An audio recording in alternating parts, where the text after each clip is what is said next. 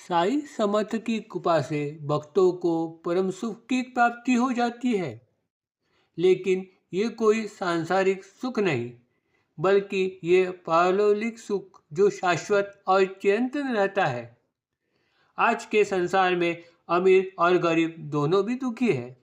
धन प्राप्ति की व्यर्थ की भागदौड़ में आज का इंसान लगा है। धन प्राप्ति के बाद भी वह तरह तरह की बीमारियां तथा परेशानियों में फंसा हुआ है। इसकी वजह यह है कि तात्कालिक सुख के प्राप्ति के बाद भी उसका समाधान नहीं होता। उसकी इच्छाओं का, वासनाओं का अंत नहीं होता।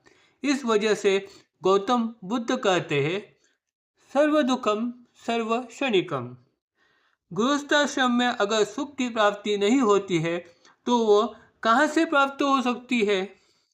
वह शाश्वत सुख की प्राप्ति श्री हरे की सानिध्य में सद्गुरु कृपा से, उनके अनुग्रह से हो सकती है।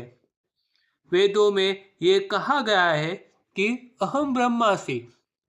जब मानवी जीव को उसमें बसे आत्मा का यथार्थ रूप से ज्ञान हो जाता है, तभी उसके अंतःकरण में जो प्रकट होता है उसे ही परम सुख कहते हैं। यह सुख सत्पुरुष के सानिध्य में उस विभूति द्वारा किए गए अखंड प्रेम वर्षाव से प्राप्त होता है, क्योंकि सद्गुरु स्वयं आनंद रूप ही होते हैं। श्री साई का चिदानंद स्वरूप कैसा था, ये श्रीमद् शंकराचार्य के एक श्लोक से हमें पता चल जाता है। हम निर्विकल्पो निराकार रूपो विभुव्याप्त सर्वत्रम सर्वेन्द्रियाणम सदा में समत्व न मुक्ति बंधनम चिदानंद रूपम शिवम शिवम। यानी कि मैं निर्विकल्प और निराकार हूँ और सर्वव्यापक भी, सबको एक नज़र से देखता हूँ। मैं मुक्ति और बंधन से परे हूँ। मैं तो सबका मंगल करता कल्याणकारी चिदानंद स्वरूप हूँ। श्री साईनाथ के ऐसे ही नित्य आनंदमय चिन्मय रूप का वर्णन साई सचित्र चरित्र में हेमांड पंत ने किया है। पर्याप्त काम जो कुतकुत्य सदा यदुच्च लाभ तुप्त, जो अनवरत आत्मनीत सुख दुखातीत वह, आत्मनंदन का वह वैभव भला कौन बयान कर सकेगा वह गौरव, अनिर्वाच्य सर्वथैव ब्रह्मदेवत मूर्त जो। यह तो अनिर्वचनीय शक्ति शिष्य रूपे अवतरित स्थिति सच्चिदानंद सुख की यह मूर्ति ज्ञान समिति वही थी। ब्रह्म कायांतकरण मूर्ति नहीं थी उनकी प्रपंच आसक्ति, नित्य निष्प्रपंच ब्रह्मात्मक स्थिति आनंद मूर्ति केवल थी। आनंद ब्रह्मोति श्रुति, श्रोते नित्य श्रवण करे, पुस्तक ज्ञान पोथी में पढ़े, भाविक पतिथि शेड़ित।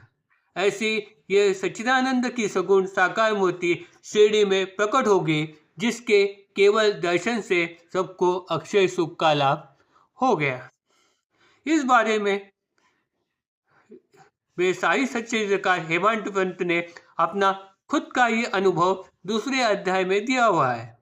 उनकी खुद की इतनी साई दर्शन की इच्छा नहीं थी, लेकिन अपने दोस्तों के इच्छा से जबरन वो साई दर्शन के लिए शिरडी गए।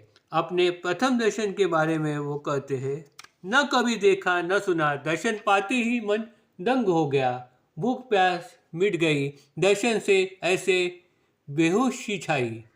साई दर्शन का लाभ हुआ, मन की आशंका सारी दूर हो गई। जब मैं साई समागमन पाया, परमानंद मन में छाया, अनेकों जन्म का पाप संचय कृपावलोकन से हो गया क्षय। मन में जागी आशा ऐसी हो जाएगी आनंद की अक्षय प्राप्ति, परम पावन चरणों से मुक्ति। ऐसे अपने आनंदमय दर्शन से भक्तों को अखंड आनंद की प्राप्ति कर देने वाले साई समर्थ को मेरा प्रणाम। Om Sai Ram. Please like and subscribe my channel.